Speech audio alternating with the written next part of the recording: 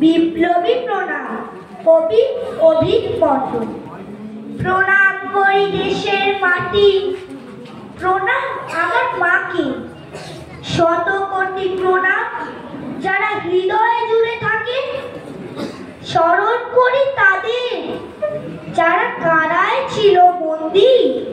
প্রফুল্ল বিনয় বাদল দীনেশ নেতাজি গান্ধী। স্বাধীন হওয়ার স্বপ্ন সবার, লক্ষ্য ছিল খাঁটি। পুরুষ নারী বুড়ো বুড়ি 121 কোটি। স্বাধীন হবে আমার ভারত, স্বাধীন হব সব। ঘুচিয়ে দেবে আমার দেশে অগৌরবের রব। মাতঙ্গিনী প্রীতিলতা লক্ষ্মীবাই এক নারী। এরাও ছিল মুক্তিযুদ্ধে শত্রু বিনাশকারী।